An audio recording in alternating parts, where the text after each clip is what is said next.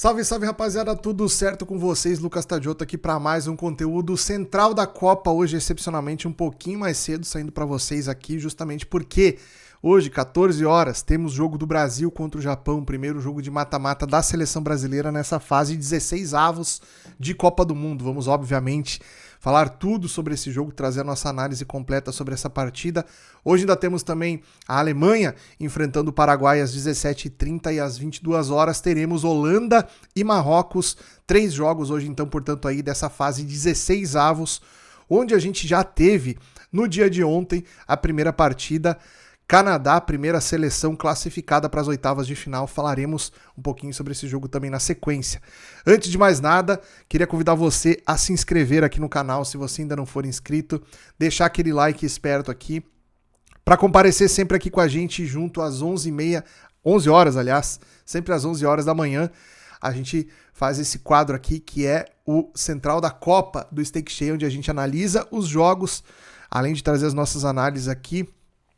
Eu falo um pouco do dia anterior, o que a gente fez de trade no mercado. E para começar, então, esse vídeo aqui, eu quero falar justamente desse jogo que está aí na tela, África do Sul e Canadá, jogo que a gente acompanhou lá no Discord do Bolsa de Aposta ontem. Foi o único jogo de Copa que a gente teve ontem, então, depois de vários dias com muitos jogos na nossa grade, ontem tivemos apenas esse jogo aqui de Copa do Mundo, e foi um jogo onde eu particularmente esperava uma movimentação mais interessante para trading esportivo. O que a gente teve? Bom, uma primeira etapa de jogo muito equilibrado, a África do Sul surpreendentemente fazendo uma marcação mais adiantada na equipe do Canadá, que teve muita dificuldade na transição de jogo, e a gente viu isso praticamente ao longo de todo o primeiro tempo, tá? Então, eu vinha para esse jogo aqui com uma boa expectativa para tentar operar aqui em lei a África do Sul, e eu não consegui fazer essa entrada. Por quê? Como eu falei para vocês, a África do Sul veio com uma postura relativamente surpreendente em relação ao que tinha feito nos jogos anteriores. A gente já sabia que o time da África do Sul é um time que gosta de tentar equilibrar um pouco mais o jogo, de tentar ficar um pouco mais com a bola, não faria um jogo extremamente fechado contra a equipe do Canadá, porém, o estilo de marcação da África do Sul dificultando bastante a vida dos canadenses foi o que me pegou de surpresa nesse primeiro tempo aqui. No finalzinho do primeiro tempo, a gente teve uma janela muito boa aqui de superioridade do Canadá no jogo, teve boas chances aqui, poderia ter aberto o placar. Eu não estive no mercado, mas acredito que o melhor momento para estar posicionado em lei África do Sul seria nesses 7, 8 minutos finais do primeiro tempo, tá? Então, como eu não tinha tido leitura para fazer essa entrada ao longo do primeiro tempo todo, né, fazer esse lei África do Sul no finalzinho do primeiro tempo ali só faria sentido se o gol do Canadá saísse, né? Então a gente entraria a lei a África do Sul não necessariamente para buscar uma correção, mas sim para buscar um eventual gol da equipe do Canadá, que acabou não acontecendo, mas o melhor padrão de gol esteve aqui. Ao longo do segundo tempo, a gente teve a África do Sul saindo ainda um pouco mais. Você teve um momento aqui que foi possível encaixar uma ideia de lei ao Canadá, foi logo no início do segundo tempo aqui. Então, se eu tivesse buscado alguma posição no mercado contra a equipe do Canadá, seria nesses primeiros 15, 20 minutos do segundo tempo, né? Depois da parada para a água, o Canadá voltou muito forte novamente aqui, e a gente teve ao longo do segundo tempo aí o Canadá sendo superior. No entanto, a minha metodologia para trabalhar match odds no segundo tempo, eu preciso de fato de um domínio ostensivo de alguma das equipes, não foi isso que aconteceu. O mercado de over, que era a minha segunda opção nesse jogo aqui também, eu só trabalharia se tivesse o placar sido aberto no primeiro tempo. Então, com o jogo empatado, poucas janelas de oportunidade no match odds, eu acabei ficando de fora aqui. E quem foi trabalhar mercado de gols no final desse jogo aqui, teve um gol ali no minuto 92, ou seja, já dentro dos acréscimos. O Canadá conseguiu fazer seu gol com o Eustáquio, jogador que apareceu muito bem na equipe do Porto algumas temporadas atrás, né?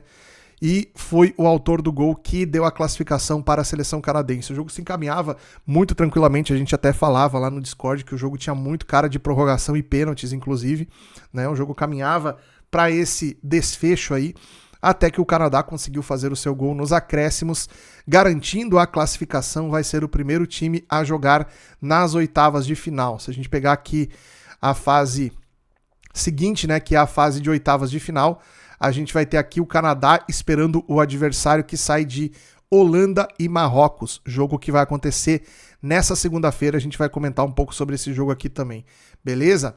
Então é o seguinte, deixa aqui nos comentários o que vocês fizeram nesse jogo de África do Sul e Canadá, se vocês conseguiram pegar algum mercado e também a expectativa de vocês para os jogos de hoje, tá? Vamos começar falando dos jogos de hoje então, porque a gente tem coisas bem interessantes hoje aqui. A começar às 14 horas, logo mais aqui, agora eu tô gravando esse vídeo, tá? Esse foi o primeiro Central da Copa gravado que eu vou fazer justamente porque a gente vai acompanhar o Jogo do Brasil lá, então o Jogo do Brasil começa às 14 horas, daqui a algumas horas já. E a gente deve ter a escalação da seleção brasileira praticamente idêntica, na verdade, a escalação idêntica à escalação que a gente viu no jogo contra a Escócia, que o Brasil venceu por 3-0 e para mim foi a melhor atuação da seleção brasileira nessa Copa, tá? Então a gente deve ver o Carlo Ancelotti aí repetindo a escalação brasileira e a gente deve ver a seleção japonesa fazendo uma montagem um pouquinho diferente do que a gente viu nos jogos anteriores, tá? A seleção japonesa que atuou, vamos pegar aqui, ó, os jogos do Japão na fase de grupos, só pra gente dar uma olhada. Pegar aqui a seleção japonesa. O Japão fez um jogo aqui contra a Holanda. Esse jogo do Japão contra a Holanda, que foi 3-2, é o mais parecido que a gente pode imaginar do Japão que irá enfrentar o Brasil, tá? A escalação do Japão para esse jogo aqui foi um 3-4-2-1, dá para se dizer assim, né? É um 3-4-3 com uma variante ali de um atacante mais espetado, tá? A tendência é que o Japão contra o Brasil traga um jogador a mais para o contexto de meio campo, fazendo um 3-5-2 sem a bola, tá? Então o que acontece? Na verdade, sem a bola vai ser um 5-3-2. Assim como várias seleções dessa Copa do Mundo, o Japão também defende com uma linha de 5 jogadores, tá? A montagem da seleção da Holanda não é tão parecida com a seleção do Brasil, mas tem no seu setor ofensivo aqui uma ideia de 3 atacantes também. Então a ideia do Japão é defender com 5 para segurar os 3 atacantes ali e eventualmente 2 jogadores que cheguem dessa segunda linha do meio campo atacando também, tá? Então a montagem da seleção japonesa é bem mais parecida do que foi contra a Holanda nesse jogo aqui, tá? Se a gente pegar a ideia de jogo ofensivo da seleção japonesa, é um jogo muito baseado na transição em velocidade, no toque de bola rápido. Então, a seleção japonesa, quando tiver a posse da bola, vai tentar de alguma maneira envolver a seleção brasileira nas suas triangulações de passes, tá? Então é muito importante para a seleção brasileira que o sistema de meio campo do Brasil esteja muito atento na parte de marcação. Então o que a gente tem visto aqui no time do Brasil, tá? O Vinícius Júnior, que tem sido usado não como um ponta, mas como um 9, a gente tem visto isso recorrentemente, principalmente nesse último jogo da seleção brasileira. Ele é o cara que recompõe menos, tá? Então o Matheus Cunha vai descer mais para ajudar na marcação e o Ryan mais ainda, tá? Então, uma das grandes diferenças que a gente tem com a entrada do Ryan na vaga do Rafinha é justamente um poder maior de recomposição aqui, que garante ao Ryan a titularidade nesse jogo. Então, vai ser uma peça muito importante nessa dinâmica do Brasil, porque se o Japão tem um meio-campo com 5 jogadores, ele consegue projetar esses 2 alas aqui e fazer com que o time ataque com mais gente, naturalmente, os pontas brasileiros aqui, nesse caso, talvez o Vinícius Júnior seja o que sobre mais, porque ele é o jogador mais acionado no momento ofensivo, então ele descansa da marcação, deve baixar mais o Matheus Cunha pelo meio e o Ryan pelo lado direito, para fortalecer esse meio-campo, ficando aqui com uma linha de 5 também, tá? Então o Brasil, sem a bola, pode fazer esse sistema de marcação aqui, que seria a melhor alternativa da minha visão, taticamente aqui, para que o Japão consiga neutralizar a principal arma, para que o Brasil consiga neutralizar a principal arma do Japão, que é a articulação de jogo, principalmente nas suas triangulações, tá? Então o Japão utiliza muito esse conceito aqui de chamar o ala para triangular a bola com os meio-campistas, né? O Japão não é um time de linha de fundo, então o Brasil não deve sofrer tantos cruzamentos contra a sua área, até porque o time japonês não tem estatura para fazer isso, então eles evitam fazer o jogo aéreo. Quem tem mais essa característica é justamente o time brasileiro, né? O Brasil explora bastante a bola aérea, principalmente nas bolas paradas aí, porque tem bons cabeceadores, como é o caso do Casemiro, como é o caso dos 2 zagueiros aqui, tanto o Magalhães quanto o Marquinhos. Quando tem uma bola ofensiva, esses jogadores eles chegam no ataque para finalizar de cabeça também. O Danilo também tem essa característica, já fez gol em final de Libertadores, inclusive, né, com a camisa do Flamengo. Então a gente tem aqui um time que tem na bola aérea ofensiva um poder de fogo bem interessante, que é a equipe do Brasil, tá?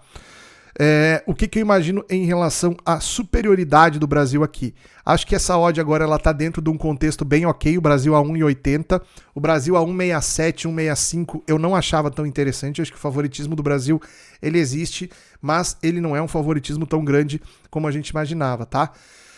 Parecido com o Marrocos, que impôs dificuldades na estreia para a seleção brasileira, o Japão também tem alguns aspectos aí que podem fazer com que o Brasil tenha mais dificuldades. Um deles é essa qualidade de toque e de aproximação que a seleção japonesa tem, tá? No entanto, a gente tem que considerar também que o Brasil evoluiu bastante do jogo contra o Marrocos até esse momento na Copa do Mundo, tá? E isso aqui sim vai ser um diferencial dentro do jogo para a seleção brasileira. Destaques que a gente pode ter do Brasil para o segundo tempo, tá? Jogadores que entraram muito bem na seleção brasileira, principalmente no último jogo, tá? A gente teve o Martinelli entrando bem, esse é um jogador que não vinha sendo tão utilizado assim, mas que no último jogo entrou bem sim no ataque da seleção brasileira. A gente tem a possibilidade, inclusive, do Brasil variar um pouco o seu esquema tático, colocando, por exemplo, o Endrick na frente, é outro jogador que não entrou tão bem no jogo passado, mas ele tem a capacidade de mudar bastante o estilo de jogo da seleção brasileira, né? O Danilo, meio-campista, né, do Botafogo, ele tem também esse potencial de mudar o estilo de jogo, a característica da seleção brasileira. Então, todos esses jogadores entrando no time, eles fazem com que a mecânica, principalmente no setor ofensivo do Brasil, funcione de maneira diferente, tá? Sem contar, obviamente, no Neymar, que é um jogador que deve ter mais minutos nesse jogo aqui, principalmente dependendo do contexto de segundo tempo aí. O Neymar é outro cara que muda bastante a característica, porque embora o Paquetá esteja muito bem na seleção brasileira nessa Copa do Mundo, seja talvez o jogador mais regular aqui, né? Com o Neymar no meio-campo, a estrutura defensiva do adversário tem que se modificar para marcar a característica específica de jogo que tem o Neymar. Então, se esse jogador entrar no segundo tempo, a seleção tem aí uma capacidade de aumentar o seu repertório de jogadas na frente, tá? O que eu imagino que a gente pode trabalhar nesse jogo aqui? Leia ao Japão é uma alternativa. Precisamos que o Brasil se imponha, apesar de a gente não ter visto o Brasil volumando para cima dos seus adversários, tá? No caso da Escócia, talvez tenha aparecido um back ao Brasil ali, mas é uma janela de oportunidade muito curta dentro do jogo. Eu acredito mais na possibilidade de um lay ao Japão nesse contexto do que necessariamente trabalhar um back à seleção brasileira, tá? Mercado de over eu acho que pode ser interessante sim também, eu acho bem difícil que a seleção japonesa não crie situações perigosas contra o gol do Brasil, principalmente se estiver perdendo o jogo, o time vai se expor um pouco mais. Então a chave pra gente ter esse jogo aqui, como diz o meu querido amigo Theo Borges, descaralhando pro mercado de gols aqui, é justamente termos a seleção brasileira na frente do placar, tá? Se o Japão sair na frente também é um bom negócio, tá? Mas não vai mudar muito da fotografia inicial do jogo, porque a tendência é o Brasil tendo mais volume, o Brasil propondo mais, né? E isso só tenderia a aumentar um pouco se o Japão abrisse o placar no primeiro tempo, tá? Para mim, a tendência aqui é de um jogo tecnicamente de bom nível, então a gente tem tido nessa Copa do Mundo, coincidentemente, talvez até os jogos que são tecnicamente de melhor nível, tendo as melhores oportunidades para operar no mercado. Espero que nesse jogo também vá nesse sentido, tá? Então, Lei Japão é a minha sugestão de match odds aqui e talvez um mercado de gols dependendo do contexto, principalmente do primeiro tempo. Saindo gol no primeiro tempo, o mercado de over passa a ser bem interessante aqui, ok? 17h30 a gente vai fazer o jogo de Alemanha e Paraguai, tá? Das seleções classificadas da América do Sul para essa fase de 16 avos, e a gente só teve aqui a única seleção da América do Sul que não passou foi a seleção do Uruguai, tá? A seleção do Paraguai passou fazendo um jogo extremamente burocrático e sem graça contra a seleção da Austrália, onde o empate servia para os dois. A seleção paraguaia acabou com o empate, ficando na terceira colocação e vai pegar aqui então a Alemanha nessa fase, tá? Tem um fator importante aqui no time do Paraguai, que é o retorno do Almiron, o Almiron que foi expulso porque ele escondeu a boca no segundo jogo e aí ficou fora na terceira partida, né? Agora ele retorna, cumpriu a sua suspensão e volta para o time aqui então para esse confronto contra a Alemanha, um jogador importante no contexto de jogo da seleção paraguaia, que pelo que tudo indica, pela formação tática aqui, deve armar uma escalação extremamente defensiva para encarar a seleção da Alemanha, tá? Não cometerá o mesmo erro, por exemplo, que cometeu a seleção de Curaçao, de tentar ir para a trocação contra a Alemanha e tomar uma sacola. Então, a seleção paraguaia vai tentar endurecer ao máximo possível o jogo para a seleção da Alemanha, fazendo com que o time da Alemanha seja obrigado a ter muita paciência, girar bastante a bola, tentar infiltrar em espaços que a seleção paraguaia não deve deixar defensivamente, pelo menos a princípio. Então aqui a gente tem um jogo basicamente de ataque contra a defesa. Acredito muito pouco que a seleção do Paraguai venha muito focada em puxar contra-ataque toda hora, tá? O jogo da seleção do Paraguai aqui deve ser aquele jogo de uma bola só, deve ser o jogo para estocar um contra-ataque, marcar um gol e aí segurar até o jogo terminar, tá? Não me admira se esse jogo terminar 0-0, for para uma prorrogação, justamente porque a seleção do Paraguai, quando se propõe a só se defender, consegue fazer isso relativamente bem e faz isso melhor contra as seleções de maior calibre, tá? Seleções de porte médio ou menor, onde a seleção paraguaia tem que sair mais para o jogo, tem que se expor mais, o time acaba cometendo erros e tomando gols que não tomaria se jogasse muito fechado, tá?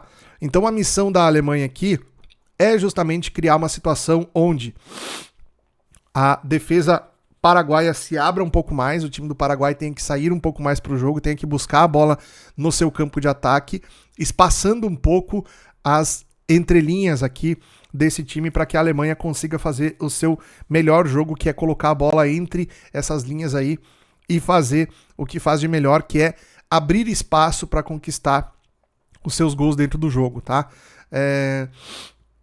Teremos aqui uma modificação interessante na seleção da Alemanha, né? Com a ausência do Schlotterbeck e do Upamecano, a zaga titular será o Jonathan Tah. Aliás, o Upamecano é francês, né? O Schlotterbeck, que foi o jogador que machucou aqui da defesa da Alemanha, entra o Rüdiger, aqui que já foi titular no jogo passado. O restante da seleção da Alemanha mantém igual, tá? Eu não gosto tanto dessa frente aqui com o Havertz e o Sané. As alternativas que o treinador da Alemanha conseguiu para segundo tempo nos jogos foram melhores. O Denis Undav entrando no segundo tempo foi muito bem. Um jogador que apareceu bastante aí, né? Então a gente pode ter, inclusive, esse jogador aparecendo ainda mais cedo nesse jogo aqui, para uma missão que é difícil de quebrar as linhas aqui da seleção do Paraguai, tá? Então, o sucesso da Alemanha nesse jogo passa por abrir o placar no primeiro tempo. Se levar o 0-0 para a segunda etapa, grande chance do Paraguai querer assinar nesse 0-0 e levar para a prorrogação, levar para pênalti, enfim, vai tentar levar esse empate até onde conseguir a seleção do Paraguai, tá? Então, para a Alemanha, bolas paradas vai ser uma boa alternativa.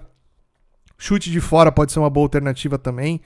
E tentar encontrar esses espaços, infiltrar, vai ser cada vez mais difícil nesse time. Acho que a gente pode ter sim um grande jogo e acho que a gente pode ter um padrão de back Alemanha aqui, porque o Paraguai não deve sair tanto assim. A questão é que estar em back Alemanha e o gol demorar para sair pode ser um pouco complicado, tá? Então bastante atenção para você que for trabalhar nesse mercado aqui. Não é o mercado para trabalharmos o back a goleada da Alemanha, por exemplo. Galera que tá fazendo lei goleada nessa Copa do Mundo aqui, um lei goleada na Alemanha pode ser bem interessante sim. Ainda mais se a Alemanha marcar um gol cedo, porque daí fica muito mais tranquila dentro do jogo, não precisa tanto se expor também, né? Então, essa questão aqui de lei a goleada pode ser um mercado bem interessante para a gente trabalhar nesse jogo entre a Alemanha e Paraguai. Aqui a goleada da Alemanha deve estar com uma odd relativamente mais baixa também, pelo preço de match odds que o jogo apresenta aqui, ok? Depois, para fechar, a gente tem então o jogo entre Holanda e Marrocos às 22 horas. A Holanda que classificou em primeiro no seu grupo, que tinha ali também a seleção do Japão, que vai enfrentar o Brasil, e tinha também a seleção da Suécia, que também classificou, né? Suécia que deve jogar amanhã, se não me engano, tá? Então, Holanda e Marrocos vão fazer o encontro de grupo C e grupo D, né? Que foram os dois grupos aqui onde essas duas equipes estiveram. Aliás, grupo C e grupo F, né? A Holanda foi do grupo F, o grupo D era dos Estados Unidos. Enfim, aqui a gente tem um contexto onde a seleção da Holanda conseguiu classificar bem classificado, porém não se mostrou aí uma seleção extremamente de primeiríssimo nível aqui, né? O jogo de empate contra o Japão também foi um jogo que deixou claro isso, né? Quando enfrenta uma seleção um pouquinho mais qualificada, a seleção da Holanda tem dificuldades. Obviamente, né? O jogo contra a Suécia, a Holanda e Suécia, foi um excelente jogo da Holanda, a melhor partida da Holanda nessa Copa do Mundo, e mostrou que se o time adversário quiser ser agressivo, quiser colocar a Holanda em uma situação de pressão, principalmente na saída de bola, o time holandês consegue escapar muito bem, consegue armar jogo, e aí, se sobrar para os dois jogadores lá da frente, o Brobbey e o Gakpo, aí, meu amigo, a tendência é de tomar gol, muito provavelmente, certo? A equipe do Marrocos tem alguns bons jogadores aqui. O Hakimi do lado direito, o Mazraoui do lado esquerdo são excelentes laterais e vem fazendo uma Copa do Mundo assim, ó, irretocável, tanto na parte ofensiva quanto na parte defensiva também. E aqui a gente tem que abrir um parênteses porque a parte defensiva do futebol marroquino aqui vai ser muito exigida nesse confronto, justamente por causa desses dois caras da Holanda que eu falei aí, e também de jogadores que chegam bastante na frente da área. O Reijnders da Holanda, o Gravenberch também é um jogador que tem muita presença ofensiva, pisa bastante dentro da área. O Frank de Jong é um jogador um pouco mais posicionado, mas os outros dois meio-campistas aqui, eles atacam bastante o espaço e eles chegam bastante na frente da área do adversário, tá? Outro destaque do Marrocos aqui, que a gente viu jogando muito, é o Saibari, jogador que tem sido aqui o principal atacante dessa equipe do Marrocos, jogador que bota a bola para dentro. E o Boadi, contra o Brasil, o Boadi, o volante aqui, o camisa 6, gastou a bola, tá? Ele mandou no meio campo. Depois a gente viu a seleção do Marrocos como um todo tendo uma partida um pouco mais discreta, digamos assim, contra o Haiti, obviamente já classificados, não precisava botar tanto pé, mas não foi uma atuação tão de luxo assim da equipe do Marrocos como foi alguns jogadores contra a seleção brasileira. Agora contra a Holanda, a seleção do Marrocos deve ter uma postura bem parecida com o que fez contra o Brasil, tentar sair marcando um pouco mais alto, tentar roubar a bola no campo de ataque. Então a gente pode ter um jogo bastante movimentado aqui. Se tem um dos jogos desse dia de hoje que eu acho que pode tender mais para over, é esse jogo aqui de Holanda e Marrocos, tá? Então vou ficar bem atento no mercado de gols para essa partida aqui. Ficar bem atento também em correção de preço de qualquer uma das equipes. A gente tem a Holanda a 2,40, o Marrocos a 3,45. Então, dos dois lados aí, as odds têm um bom potencial de correção de preço. Se a gente conseguir pegar uma leitura boa de lei a qualquer uma dessas equipes aqui, podemos ter uma correção de odd bem interessante aqui, tá? Então, são os mercados que eu venho buscar nesse jogo. Primordialmente, mercado de gols.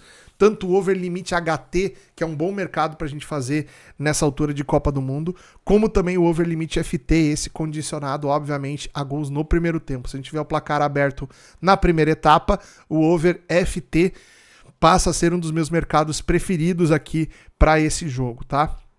Tomar bastante cuidado aqui com chutes de longe.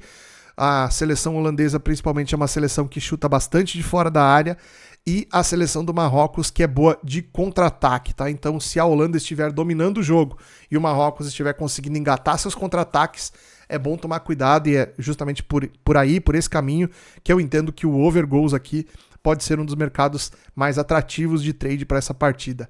Beleza, rapaziada? Essas aí foram as minhas análises, então, para esses jogos dessa segunda-feira, uma segunda com cara de domingo, porque o país vai parar, tem jogo do Brasil, então muita gente prestando muita atenção nesse jogo. Se você quer acompanhar o jogo do Brasil como um torcedor, de forma recreativa, reunindo os amigos e tal, deixa para fazer trade nos outros jogos, tá? Onde você não tem um apego emocional tão direto, né? E você consegue analisar com mais tranquilidade e com mais paciência o mercado, certo? tomou seu trago ali, acompanhando o jogo do Brasil e tal, dá uma descansada, dá um tempinho, não vem na pilha para os jogos da sequência aí, para você não cometer nenhum erro, nenhuma besteira dentro do mercado aí. Feito, rapaziada? Um grande abraço, lembrando sempre, tá? Lembrando sempre. Ainda tem vagas para o meu projeto de mentoria na Copa do Mundo. Então, se você tem interesse em participar da minha mentoria na Copa, preencha aqui o formulário na descrição desse vídeo aqui, porque além da Copa do Mundo, você vai trabalhar junto comigo ao longo de todo o restante da temporada de 2026 e a gente vai fazer trade juntos, a gente vai falar sobre o teu trade, conversar sobre as tuas estratégias, sobre os teus resultados e vamos exatamente nos pontos que podem ser melhorados para que tu evolua no trade esportivo e alcance a consistência nesse mercado, nessa atividade, beleza? Então, dá uma chance para o profissionalismo no trade, entra aqui no link da descrição do vídeo, preenche o formulário que eu entro em contato contigo e te explico tudo sobre a mentoria, valeu? Um grande abraço, nos vemos no próximo conteúdo, até lá!